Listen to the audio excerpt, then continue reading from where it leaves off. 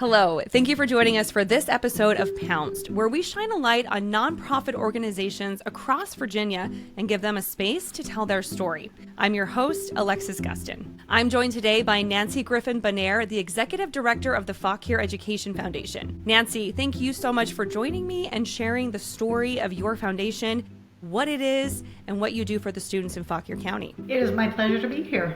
Let's go ahead and jump in, Nancy. Nancy, tell me a little bit about the Fauquier Education Foundation. Well, it actually started around 40 years ago.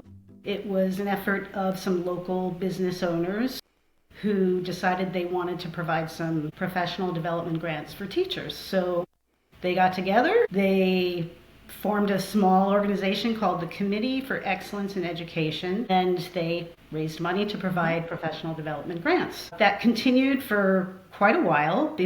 Another group of folks, including some parents, I was in on that group back in 2013, school administration, business folks, etc., got together and they wanted to broaden the mission of the foundation beyond teachers. Not that teachers aren't important, but we wanted to expand the mission to students as well. So they ended up taking on that 501c3 status of the Committee for Excellence in Education and became the Fauquier Excellence in Education Foundation. Made some really great headway over the next few years, got some grants, won an award through the state of Virginia, and then COVID hit. They had hired a part-time executive director for the first time just before COVID, and she was the reason for quite a few of the advances. COVID, of course, brought everything to a screeching halt, and so they kept going as best they could. The executive director stepped down because she got a full-time job, and then they decided they needed somebody else at the helm. I came on just about 2 years ago, and one of the first things I said was, we need to rebrand, because we really didn't have a brand at that point. Been around 40 years or so. Most people still didn't know about us, so I wanted to change that. So we have come through the rebrand, which included a name change. So we're now nice and simple, Fauquier Education Foundation, which if you're part of an education foundation, you know what that is. But I do, of course, find myself explaining what it is that we do. And in a nutshell, it's bridging that gap between public funding and some of the other things that aren't funded that students and teachers need. So here we are in 2025, still trying to get our name out there, but definitely making some headway. Fantastic. So when you talk about getting your name out there, and you talked a little bit about some key programs beyond just the teacher grants, let's dive into that just a little bit. First of all, tell me about the teacher grants, and then let's talk about the other kind of key programs that you guys do or handle. Great. Yeah. Teacher grants are still our bread and butter. That's why we were formed, and it's still something we believe deeply in. The whole point being that teachers can do their job better if they have the proper resources. So we generally put our application out live on our website at the beginning of the calendar year, and we give them a couple of months to apply. And then we gather together as a subcommittee of the board, discuss the application, see what we can fund. We do have one-on-one Zoom meetings with each candidate to further discuss what they're looking to achieve with the grant. And then we make the decision in the spring and disperse the funds as needed. So what's evolved over the years with these grants is not only are we funding teachers, but last year, in 2024, for the first time, we funded an administrator, a principal. In fact, it was one of our middle schools, Auburn, and we had 4 people apply for a grant to attend training on the house system, which is a whole other thing that would take up another podcast. But it was the principal and 3 teachers who applied to attend this academy. They had this system already established in their school, but they wanted to improve upon it. So we did fund all 4 of them to go, and they took their game to the next level, which was great. So we do want folks to know that it's not just teachers who can apply, it's administrators. In 2025, for the first time, we actually funded grants for 2 women in the central office who were currently kind of in mentorship coaching positions, and what they were requesting to do was participate in a program to become certified executive coaches. And their role is critical in the county because they focus on mentoring teachers, and of course that ties right into teacher retention, which is important for any school division. Absolutely. So if you were to sum up grants, it's not just for teachers. Like you just said, you gave a couple of examples of administrators and central office staff members. How would you best describe, or in a nutshell, say what these grants do and what they are? They provide funding for opportunities that teachers, administrators, central office staff would not be able to participate in because the school division does not have funding for those professional development opportunities. So we provide them with the funding to participate in those opportunities so that they see real results in the classroom, or in the case of the central office staff, real results across the entire school division through teacher retention. And talk about the process to apply for a grant. Is it a complicated process? Is it a video application? Give me a little background on how one would go about applying for this grant. Well, we will. It's on our website. It's not open currently, so if you tried to apply now, it would say you're not able to. But once we open it, it's a fairly simple online application that we streamlined during our rebranding process. And then the committee, which is several board members and myself, review all the applications, contact those we feel we'd like to learn more about. In essence, they pass that first stage. And then we just set up Zoom meetings with them. Face-to-face is the way we used to do it, but of course we were forced to move to Zoom during the pandemic, and it's actually much more convenient for everybody to find that time. Have a discussion with them to learn a little bit more about them as people and how they think this will advance what it is that they're trying to do for either the students in their classroom or the teachers that are in the school division. And then we make our decision and we let them know. So Gotcha. I didn't mean to cut you off. So kind of ways to bring innovation and new ideas into the classroom and into the school division. Exactly right. And we have on our website 2 videos of both the Auburn group that I mentioned and a librarian at one of the elementary schools talking about the details of exactly how those conferences have helped them in real tangible ways that they put into use immediately. It's not like they have to spend time figuring it out. It's immediate. Gotcha. And these grants, are they, $1,000, $2,000? Is it known? Do you guys let people know how much they could possibly qualify for, and how many grants have you funded in the history of the organization? We usually have a certain kind of pot of money that we have for each year, and that depends on fundraising effort from the previous year. So we know what we have to work with, and then we look at what they project in the costs, and we talk to them about ways that they might save money. If 2 people are going for the same grant, can they share a hotel room? They're always willing to help us to cut costs. So I can't say there's a certain amount that's given because they request things that are, run the gamut, but we fund what we can. Sometimes we can't fund it completely, but that's always the goal. We don't have the best records from the early years. So right now we have funded with all of our grants to not just our professional development grants, our grants that we've received for other projects. We have given out over $500,000. Most of that would be to teacher grants because this is going on, for 40 plus years or so. Absolutely. Nancy, let's talk a little bit about some of the other grants that have taken place within Fauquier County Public Schools. Okay, so this was before my time, but it was kind of in that interim period when they had regrouped and rebranded, and they applied for a grant through the PATH Foundation, which is here in Fauquier County, for a revitalization of the outdoor lab at Fauquier High School. Fauquier is located on land that has a natural pond, and so they needed some help with a lot of different parts of that outdoor lab area and did a great job with it.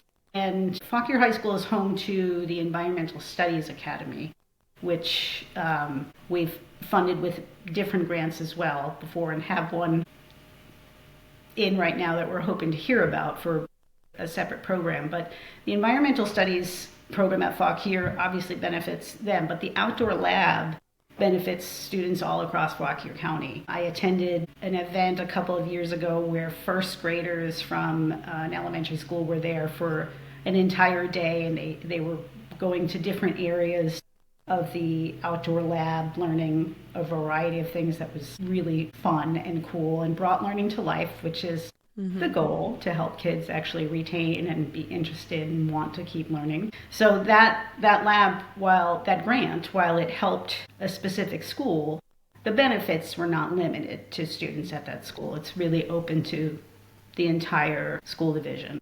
Let's talk a little bit more about some of the other key programs of the Fauquier Education Foundation. Well, of course, what comes to mind is my first book club, which was launched just before the pandemic. And the premise of it was to provide free books for at-risk preschool students across Fauquier County Public Schools. They did do a grant through the Northern Piedmont Community Foundation and got the money to fund those books. I'm not sure how many students there were at the time. It may have been 80. Today there are 100. So they provide a book each month during the school year to each student, as well as each one of the preschool teachers, and there are 5 across the county. The teachers read the books with the students in class, and then they obviously have one that goes home with them, and they encourage the parents to read it with them. And we also provide a small little bookshelf or a book bin for them to take home to start their own little library and to encourage the love for reading. So again, that started before COVID. It hit a stumbling block during COVID.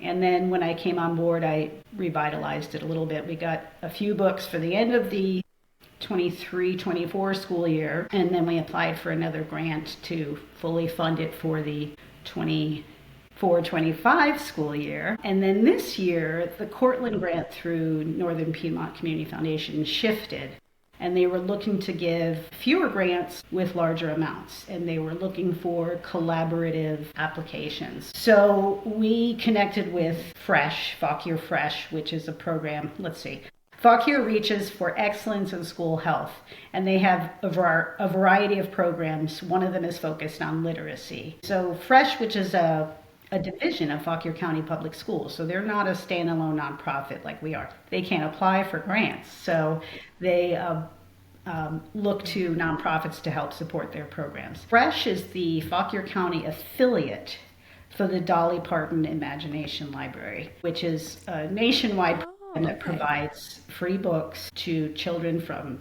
birth through age 5. They get a free book every month for that whole time frame. If they sign up for it, it is free to families. Wow. Again, to encourage a love for reading. So Fauquier Fresh is hard at work trying to gather information to get families to sign up for it.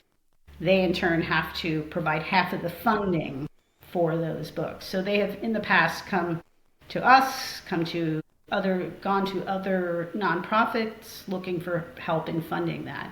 So part of our grant was to include the entire amount that they anticipating having to pay for this year, which was almost $16,000. So again, it's early childhood literacy. My first book club is about early childhood literacy.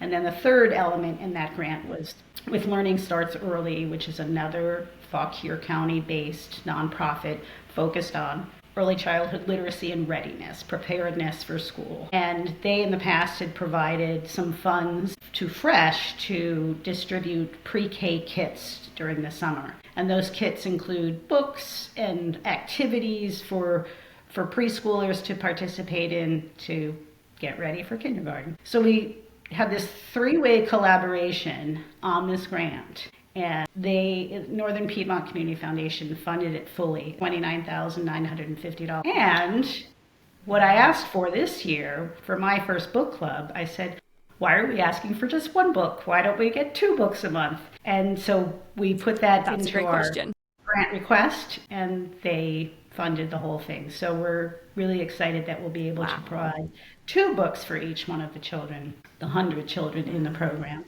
It does make a difference. The data shows that these children, these at-risk 4-year-olds, are making huge gains across several metrics throughout the year. So we know it's not just we're giving them free books. They are becoming better readers, and they're developing a love for reading. What more could you ask for? Wow, that's incredible, right? What more could you ask for? I mean, that's incredible. And I remember going down and seeing some of these children, and they were so excited about books and reading. And when the teacher would talk to them about what they had just read, I mean, the comprehension was there, and you could just see the excitement on their face. It's such an incredible program for you guys. We have been told that that program may expand. They may have more children involved in it. So we hope to be able to expand with them. And wanted to mention that the books are chosen by teachers,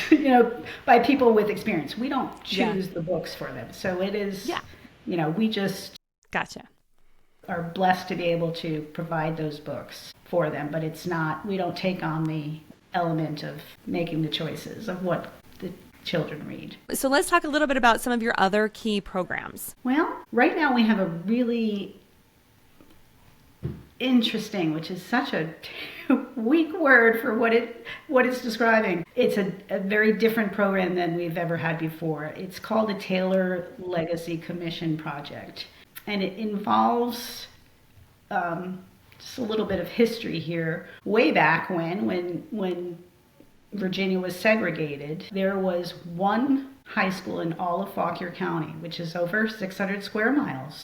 One high school in the whole county for Black students. It opened in 1952. It was named William C. Taylor High School, named after a beloved educator. He worked in both Fauquier and Prince William County. And the students of that school, there were such high expectations of them. And I had the privilege of meeting with many of them, dozens of them, during one of their class reunions in 2017, and interviewed them and heard about their achievements, and they were amazing. There was talk a few years ago about combining 2 of our middle schools and perhaps not using the Taylor building, which caused an uproar with Taylor alum, rightfully so, because of its history. So, long story short, Taylor does need to be renovated because it's old. Even an addition made in the 80s it just needs to be renovated. So the current building is closed at the moment while they conduct those renovations. Meanwhile, alumni from Taylor, they call themselves the Taylor Historical Society, which also THS is Taylor High School.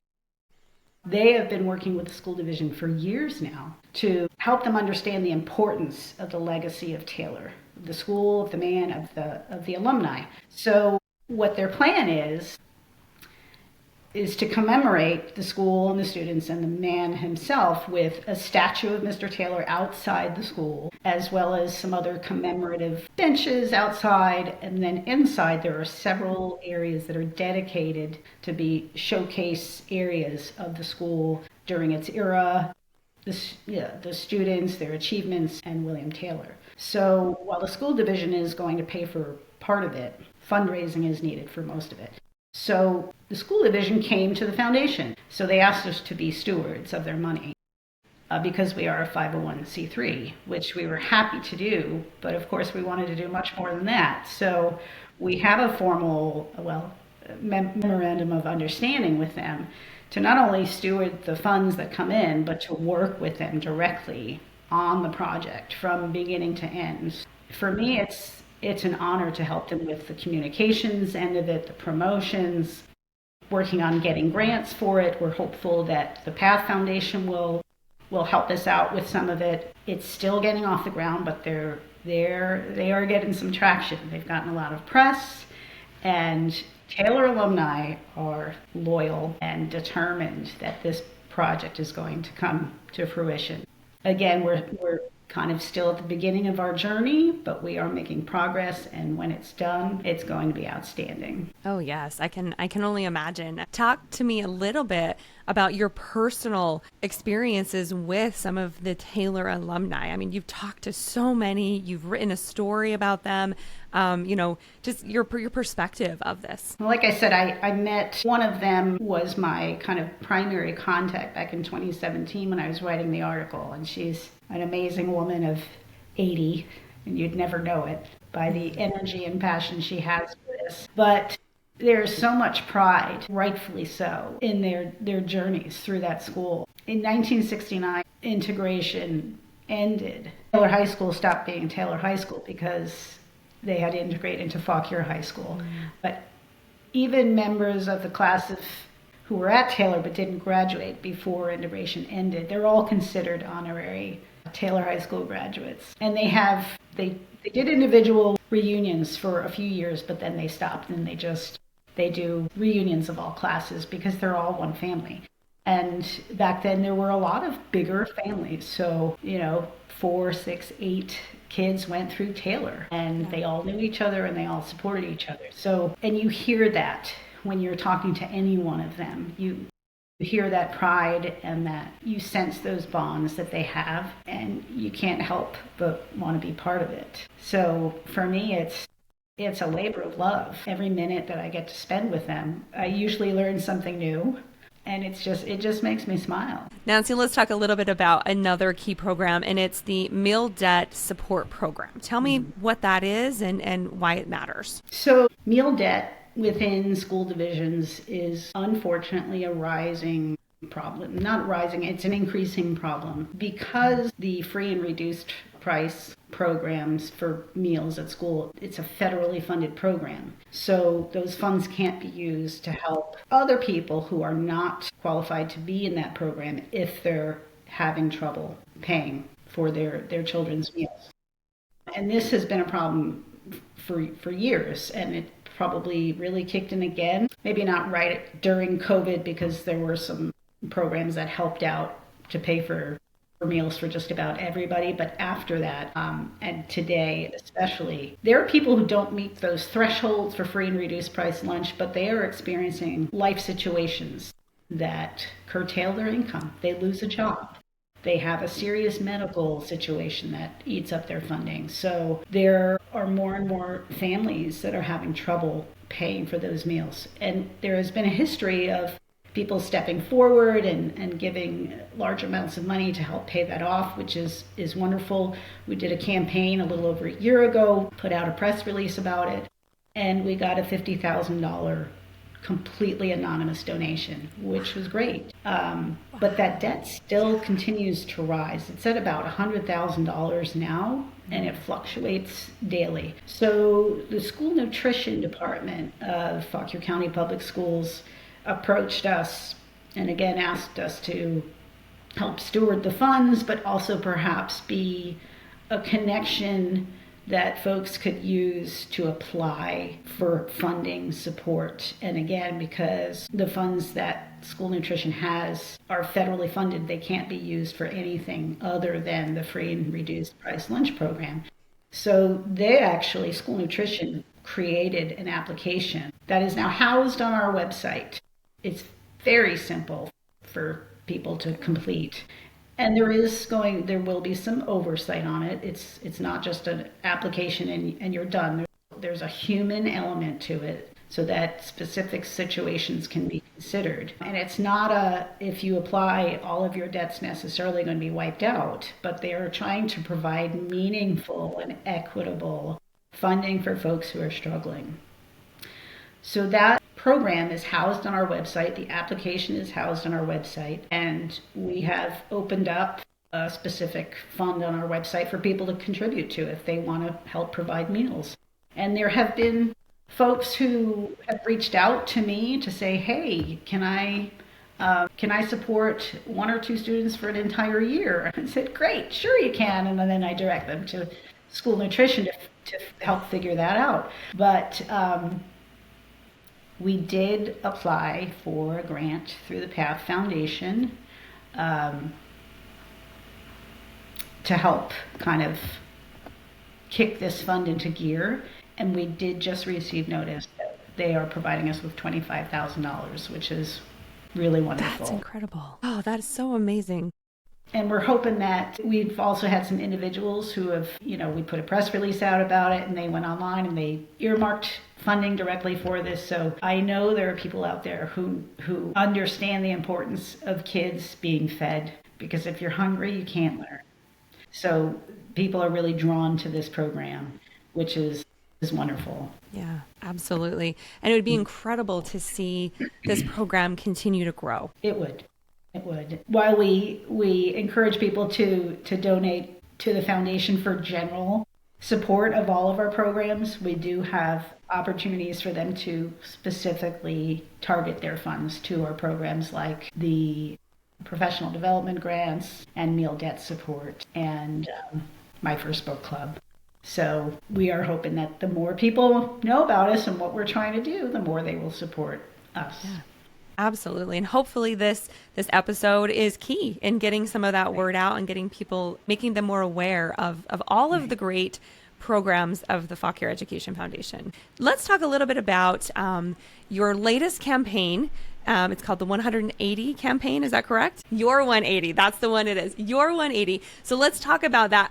And especially let's talk about where that idea came from and, how you've grown it to be your own. Yeah. So I'm a member of the National Association of Education Foundations, and I attended their annual conference in Knoxville last spring. And one of the most impactful sessions I attended was a case study of this education foundation in New Jersey that did an annual campaign based on $1 a day for 180 days, which is 180 days is the standard number in a school year. And so I said, well, that's a no-brainer. Why reinvent the wheel? I did speak to the executive director of that organization, and she explained that they had an annual campaign previously. They shifted it. Mostly they shifted the timing of it to the beginning of the school year, which apparently resonated really well. And then the theme of 180 also resonated with people. So I took that and ran with it.